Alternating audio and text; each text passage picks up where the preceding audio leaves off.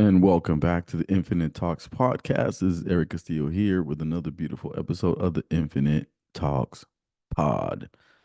Good morning, good afternoon, or good evening, depending on where you are in this present moment. For you checking out this podcast, I really thank you so much for tuning in and keeping the frequency alive, even though it's alive for eternity, right? Well, at least for the eternity that we have here in this lifetime, whatever that means. It's September 16th, la Independencia de México. And this past weekend was an amazing, beautiful weekend full of events, fights. Here in the family, we like to watch all the fights, the boxing matches and the UFC fights as well. And we had a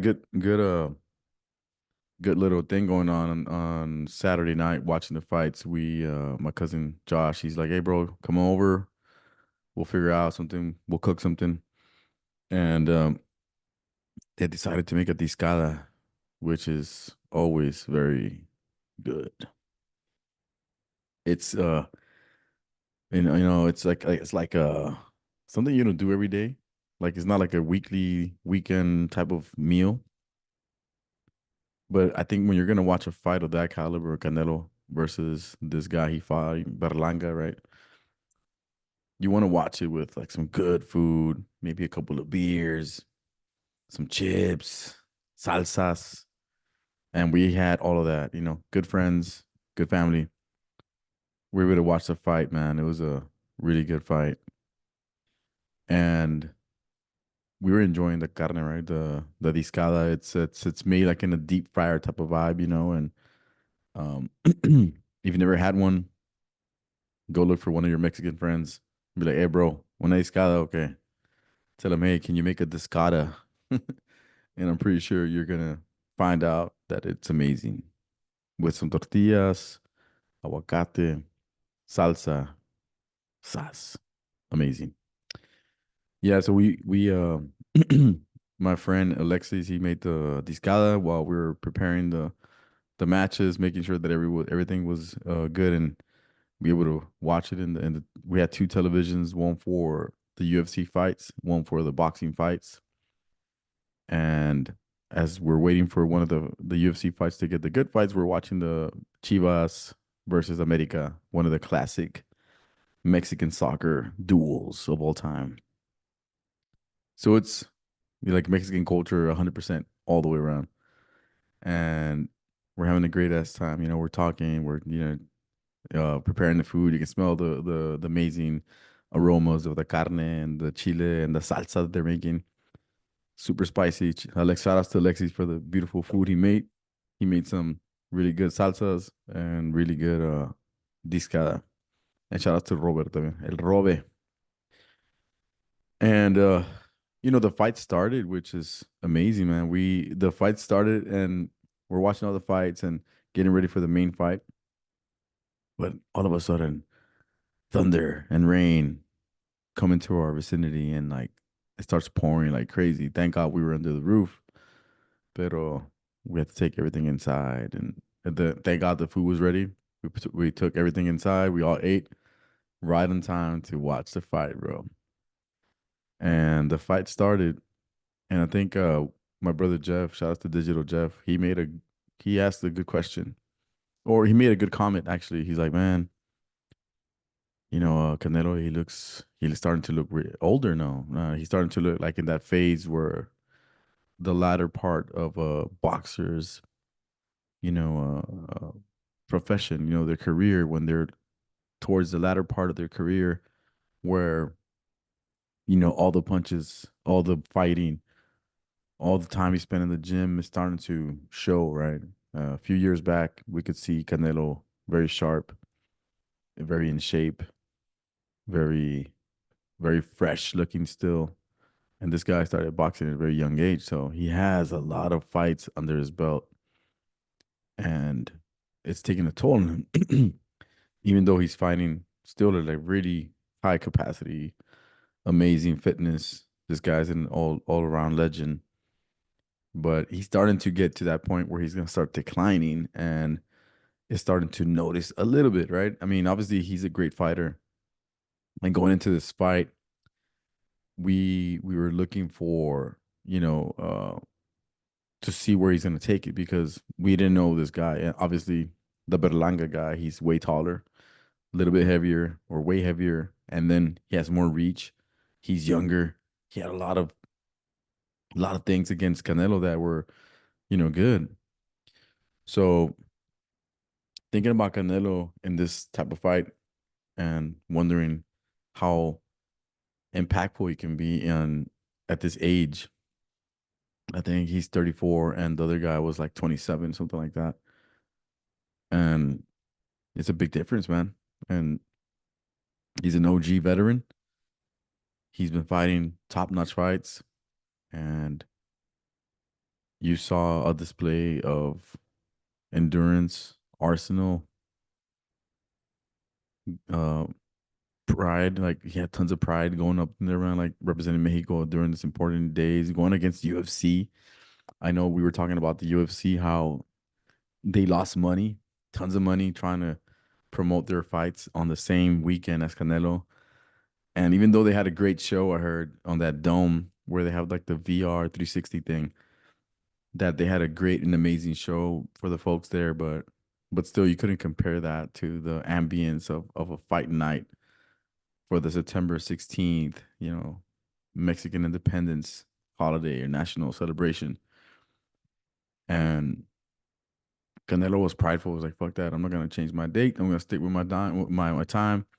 And if the UFC wants to challenge me and try to, side hustle me on this day and try to get their own crowd and stuff. They did. I mean, obviously there's a lot of UFC. We purchased the fight as well. But for me, the more interesting fight was that Canelo fight because I know how legendary he is and where he's going to. And I was asking Jeff, like, dude, and my cousins, like, where do you think he stops? Like, do you think he stops on top, or does Canelo continue fighting until he's like down to his last straw? Like when he's out on a fight that he can't win anymore, like he goes out like on the war zone instead of like going out like, hey, let me just jump ship and go home. And I think he's a fighter at heart, and I think he's one of those dudes that could continue fighting until he has no more. Like he can go down fighting like or losing the fight and be like, you know what, this is my last match, where he's actually like defeated, like grossly defeated, where he has blood all over. Kind of like what happened to Chavez, what happened to De La Hoya, in their late in their careers.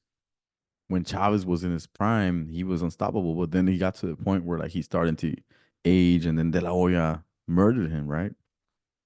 And De La Hoya kind of like he uh he was passed the baton, and then he took over for the Latino Hispanic community, the Mexican community. We love that. And for many years, De La Hoya was a dude, but then he got to that plateau area where he got demolished and bloody, and he lost. I forgot against who. I think it was Mayweather, and then Mayweather, kind of took over the boxing world after that. And then for a while, we hadn't seen Canelo at this level for, it took a while before he got to this level. So when he became our guy, now we're seeing that point where he's like, okay, he's been that guy for many years now. And now he's starting to, I mean, I don't know. Like maybe he does have many more years of top notch health, but just by pure mathematics, a guy who's taken so much pain and hardship and punishment, although he gives more punishment than he gets, right? He's a great fighter. He still received a lot of punches. Like even this past fight, he was hit so many times where you're like, wow, any other dude would have fallen, and get knocked out. But Canelo's a different breed. This guy can go on for, every single punch for punch, pound for pound, defeat the other opponent by slowly, taking away all the disadvantages and making sure that they feel the weakness that they have. Like all of a sudden, it's just what happened to Berlanga. He got knocked out on the third round, came out of nowhere with a left hook that was, set up by throwing that beautiful, straight, hard jab. Boom, boom. He got hit so many times with that jab that he was expecting it, and no, it came with the left hook and got him really hard. Went down. He's like, but then Berlanga was able to last the whole fight after that, and he was able to take the punishment.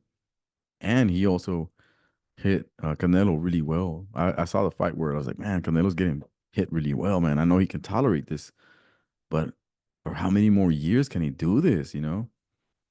And people were saying like 2 years, 1 year max. I don't know. It could be three, five. Doesn't matter. The thing is that one day he's gonna fight somebody who's gonna really show him like the business. I don't know if he's gonna go down with a knockdown, and that'll be sad to see one day. Like if that shit happens, you know, hopefully by then, Mexico already has a up and coming Mexican fighter that can represent us. But I don't know, man. I think it's hard to see your legends decline. De La Hoya had a similar thing, right? Where he was like this top dog and fighting, boom, boom, boom, beating everybody, and all of a sudden he gets defeated, and I was like, oh shit, what the hell's going on here? So can anybody really see Canelo lose? He's lost before, but he's never lost like the way you see a fighter lose, like where it's a bloody fight. He gets knocked down. He can't get up. He can't, continue the fight. And if he does, he just gets worse and worse and worse. So I hope that doesn't happen to Canelo. But the way he fights, it seems like it's gonna go that route. Like he's gonna continue fighting until he can't no more. This guy's a legendary fighter. He said it since he started boxing. He's like, I'm a fighter. I think about fighting all the time. This guy is he's a workhorse. He's doing things that he's been accustomed to since the beginning of boxing his boxing career, which is like he's always sparring, staying ready, take care of his body, doing all these different things to stay afloat, you know, nutrition, staying off of things and stuff like that. Also implementing like grounding, cold plunging, hugging a tree. For his last fight before this one, he did that. Before the fight, he went to a cold plunge. He was grounding, and then at the end, he hugged the tree for like a few minutes, and that was his a part of his workout, part of his routine. So maybe if he continues in that world to try to even stay afloat with his top notch condition, that he's able to eat right, maintain wellness and health and mental health and everything, right? Just being at his top of his game. And the other part of the conversation here is, or if you want to ask yourself, Canelo's been doing really good, right? So do you think, as far as business goes, do you think he's been assessed by somebody and be like, hey, bro, do you think you can last another year fighting really well and then going out on top and then surviving with your businesses, like without having to fight anymore? Has anybody really asked him that question? And if they have, what has Canelo really responded? It's one of those questions that, as a fighter, I think you got to ask yourself.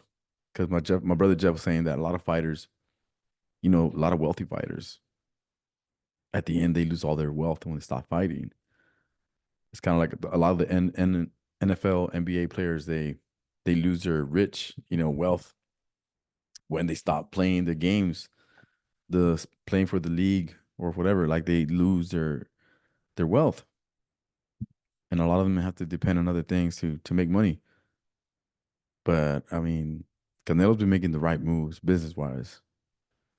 I think one of the things he needs to do, and I was talking to Jeff and Josh and Rick, is like that he probably needs to start his own, you know, uh, boxing promotion, like Canelo Boxing.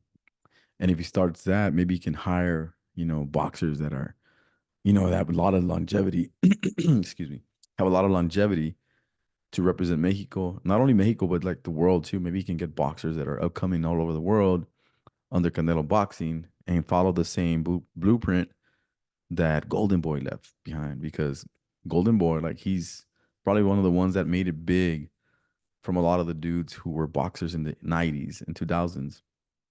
A lot of the other dudes, they kind of fizzled out.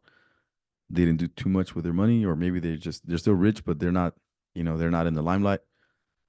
It's hard to tell, but I know that for a person like Canelo's caliber, that has so much potential. He's made so much money. I'm pretty sure. I mean, I haven't done the research to see if he's already, branched off with many businesses, but I know people mention it all the time that he's a great businessman, but I don't know exactly what business he has. But I think like Canelo boxing promotion would be an amazing way to stay in the limelight, stay in the boxing community, and continue to make himself, wealthy for his family and generations to come. And also because he's learned from the right people how to stay in the, I guess, in the good, in the green when it comes to promoting yourself, and how to be righteous when you're making contracts with boxers. I think one of the things he says is that many years ago when he first started boxing, he didn't know too much about the legalities and contracts, and he was just really jumping ship. And when he found out that he was getting robbed a lot of money, or not robbed, but like, taking advantage of him not knowing, which is part of the business. Like if you don't know, you don't know, man. And people can do, whatever. If they have the upper hand on you, they can say, but you signed this contract, bro. And they have to respect that. You have to respect that you didn't know, you didn't get the right support, or you didn't ask for the right assistance. I think if he follows that trend where he provides righteous ability to create a boxer with a great legal team, a great team around them, like support wise and then training wise, and he's able to provide them with a really good contract where like, yo, I'm fighting, I'm set, and I'm good to go. I'm fighting for Canelo boxing. It would be great to have a Canelo boxer fight a Golden Boy boxer and see the outcome of that. So I think I was talking about that with Jeff, and I thought it was pretty interesting to start asking those questions because these are legendary fighters, man. And the other guy, Berlanga, looked really good. Shout outs to him and his team. They really prepared for Canelo pretty well, but obviously, Canelo took the dub and he was able to execute on almost every single round. He was able to get almost every round. I think he only lost maybe one or two rounds at most, maybe three, very debatable. I think the latter parts of the fight were a little bit swayed because I think Canelo thought he had it in the bag and he probably wasn't taking it full force at that point. And Berlanga was, you know, creating some distance between his punches, and he had a good jab at the end, and he was hitting him. He also had some good body punches. I saw that Canelo was protecting his right side of the body. He probably got hit really well there. I don't know. I'm assuming I saw a couple of punches that looked like he got hit really well. But all in all, he got the W. We saw a great fight. He The way he performed, it was just amazing. Rick and I were like, dude, this guy for his age at 34, like he's in tip top condition. He can last the 12 rounds and be just as amazing as the first round. And all these fights that he's fought throughout the years, the way he fights is just like aggressive, tactful, and at the same time powerful. So we were just like debating like what's gonna happen with Canelo, man. Like how many more years does he really have? And if he does, how does he go out? Is this guy gonna quit or not quit, but like retire on top? Be like, hey, this is my last fight. Um, and after let's say like on this next couple of fights, he wins, and then he's like, you know what, this is my last fight. No more fights from now on. I'm done. Or is he the dude that's gonna be like, all right? They ask him when he's gonna retire. He's like, no, I don't have a retirement date. I'm gonna keep on fighting. And then he gets knocked the fuck out, and then he can't get up, or he's all hurt, and he's like, all right, I'm done. I don't know which way he's gonna go. But either way, he's just a legendary fighter, man. And I think he's gonna go out hustling, fighting to the end. So there's no more energy there. It's gonna be fun to see these next couple of years where Canelo's at his, at that point where he's trying to show the world what he's made of. Continue to show the world what he's made of. But yeah, it was an amazing fight. I had a great time with my cousins and my family and my friends. And there's a lot of good boxing going on right now. I think boxing has made a huge uh shift in the right direction in the last couple of years. I know that UFC was taking the limelight from the boxing world, and we had a couple of years of weird boxing where nothing was really happening. Nobody was really fighting. The people that we wanted to fight weren't fighting each other, and I think we're starting to see a change in the right direction for the boxing community. Here in Laredo, we have a few boxers that are fighting really well, locally, not only locally but also regionally. Zapata, all the way to Laredo and surrounding areas, we have good boxers that have a potential. Even in we have all the way to Dallas. We have Mr. Alex Rincon over there. Here in Laredo, we have Jorge Castañeda, which is gonna fight this coming weekend. And then we have Josh Juarez, which he impressed the hell out of everybody this past fight a few weeks ago here in Laredo, Texas. Both Jorge and Josh, they dominated their opponents. We saw a great arsenal of fighters there that day, of Laredo fighters, and there's a lot of talent down here, man. I feel like in the next coming years we might see a you know, Laredo boxer reach the heights of the Golden Boys, and or the Canelo promotions or whatever comes up out of Canelo. I feel like there's going to be a lot of good boxers coming out of this area, and I think it motivates us to see these kind of fights of people who are, from our race, and they can dominate in the sport. It's gonna be fun. Yeah, but it was an exciting weekend this weekend. Looking forward to more sports, hanging out with the family. Um, and I think one of the main things, the themes for this episode is just that, um, how do you visualize your exit, when you're in your profession, your career, where I know I've seen it with my parents, my dad and my mom, they were both really good soccer players.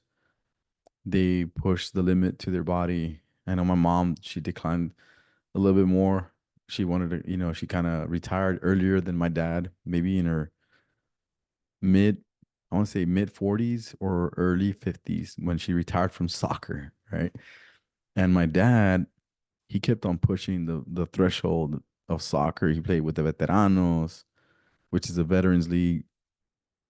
And I want to say he retired like a couple of 3 years ago, 4 years ago, maybe five. He retired like three times, four times. He's like, I'm retired, and we all sad. And he's like, okay, I'm not retired. He'll plug it. He'll start playing again the next year, and then he'll retire. And this time's for real. And then he would start playing again. It's like, but this last time when he really retired, I was like, man, it felt sad to see my dad, you know, not be able to play anymore because he's hurt, from all the years of playing soccer and his knees being hurt all the time when he does want to play. Like he's like, oh man, it's not healthy.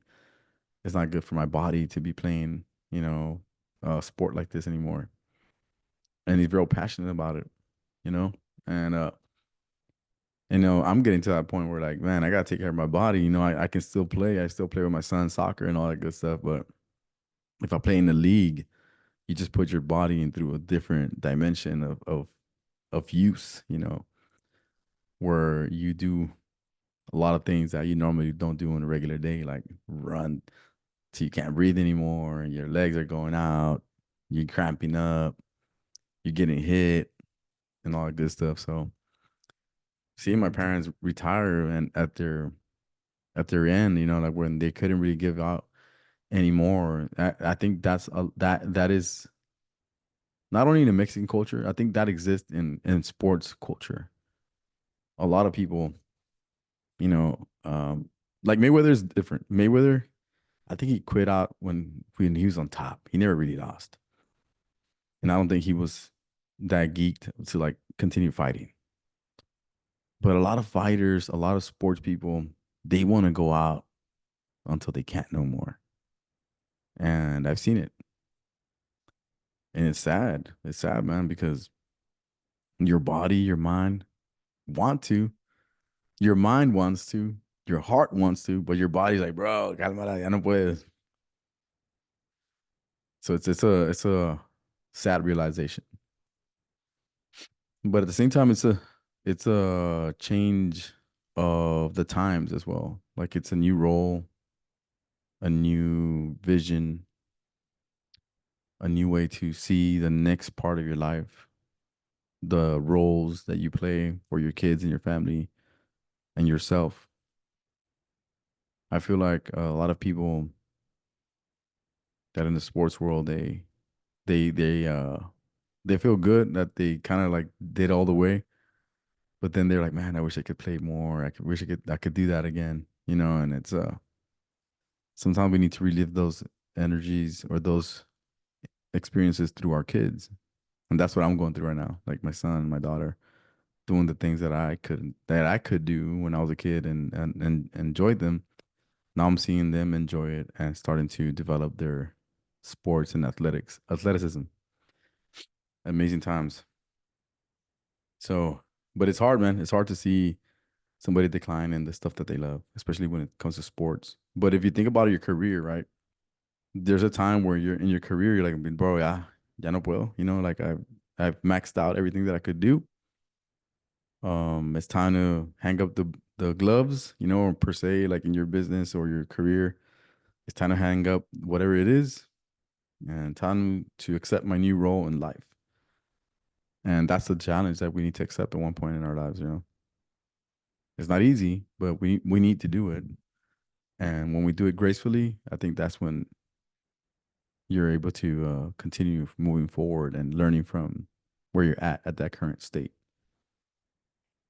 But yeah, that's basically it for today, guys. I want to talk about the Canelo fight, and that was the highlight of this weekend. And I wanted to say that also that another highlight of this weekend is that I was able to spend time with my family. We kind of laxed and chilled the whole Sunday, slept in, just relaxed, watching shows, and it was a rainy day here in Laredo, Texas, and we were just chilling. And then at the end of the day, we went to go see my parents. We saw the Bears game there. We had good food that my mom cooked. My mom and dad cooked for us, and my brother Jeff, my brother Rick, my cousin Josh, my parents, my kids were there. My wife was there. My sister-in-law and my brother's kid, Gia, we're all there chilling and watching the Bears game, having a good time, even though they lost. It's all good though. Sometimes you win even when you lose. And yesterday we won because we were together. And that's all that matters. All right, guys. Deuces. Remember, subscribe, like, comment, share. If y'all do that for me, you're doing an amazing justice to the frequency here. Shout outs to the frequency squad. We need to get together. Shout outs to everybody who tunes in from every part of the world that you represent. The frequency is alive. And remember, we are not a brand. We are a frequency. Peace.